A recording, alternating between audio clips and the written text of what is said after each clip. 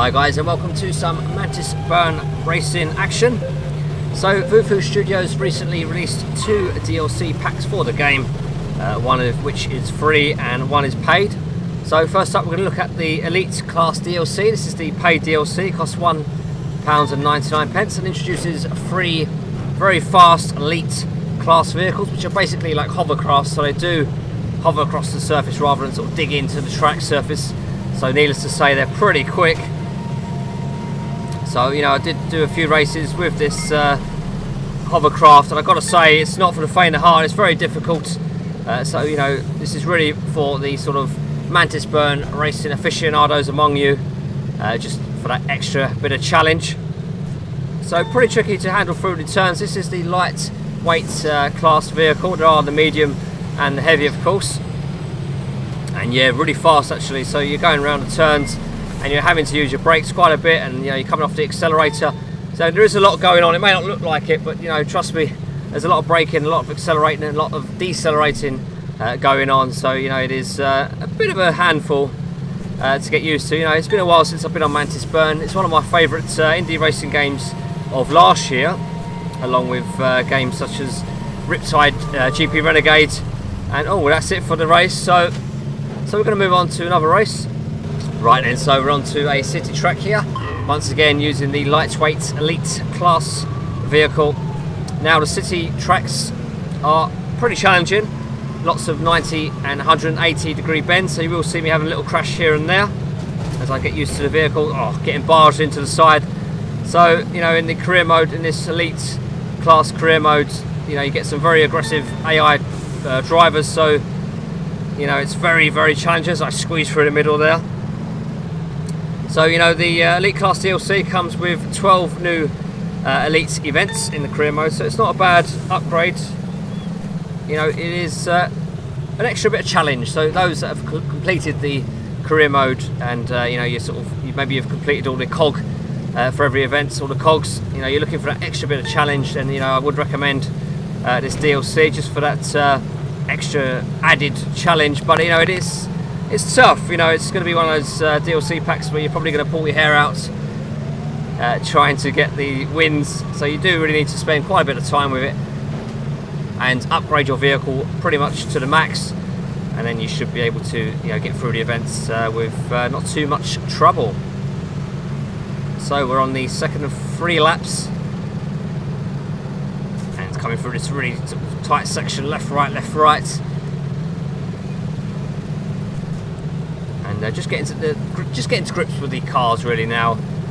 Just starting to get the hang of it, but just as I start to get the hang of it, I get a crash there. So you really got to stay away from the AI opponents, because they are pretty brutal. And you know, when you're driving a lightweight class vehicle such as this, you know, you're more susceptible to getting barged about by the medium to heavy class vehicles. So you've got to be pretty mindful of where the AI are and just try to make as many clean overtakes as you possibly can. Again, just getting it wrong there, so still getting used to the vehicle handling. It will take some time. This is just a quick first look at the new class, so I will be spending more time with this game certainly, and you know, I'm actually tempted to restart the career mode all over again now that I've got back into some Mantis Burn action, because it is one of those games that's pretty addictive. You know, it's just so satisfying to drift around the turns. It's, you know, such a simple mechanic, but yet so nuanced at the same time.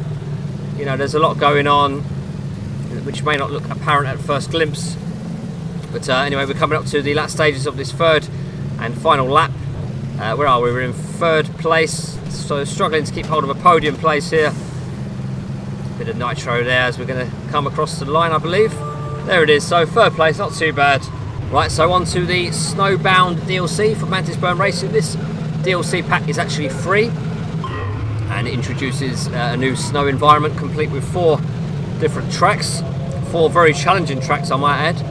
This one shown here is perhaps the most easy of the 4 tracks, and even so it did still present some level of challenge. So you know, we love a bit of free DLC, and you know, it adds 34 events to the career mode with the newly added seasons 2 and 3 of the veteran class. So pretty beefy DLC, especially for free. So yeah, that's awesome. That's what we like to see more of.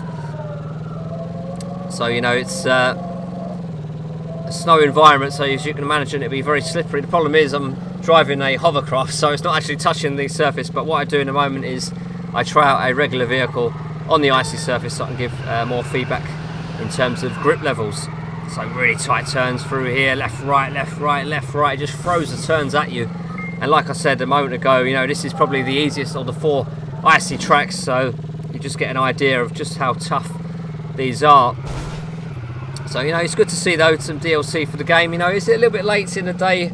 Perhaps it is, but, you know, Mantis Burn, like I said before, is one of my favourite indie games of the year, alongside Riptide GP and, of course, Tabletop Racing World Tour, which won our indie game of the year for the 2017 VVV Awards. And, you know, rightly so, great little title that. Love to see a sequel. And, you know, I'd love to see a sequel of Mantis Burn Racing as well, although they do have to add a lot more tracks if they're going to do a sequel. But, you know, with this DLC here, they're certainly along the right lines. Coming around the last few turns now for this race. Right, so just to finish up, I thought I would get onto one of the icy stages at night, and in one of the, I think it's the veteran class vehicles with traditional wheels, so get a good idea for the grip levels. And I've got to say, the grip levels are pretty low, so you will be sliding around, which is good to see. You see me struggling through that really tight hairpin. So, you know, it does add another level of challenge, which is good. Keeps things fresh.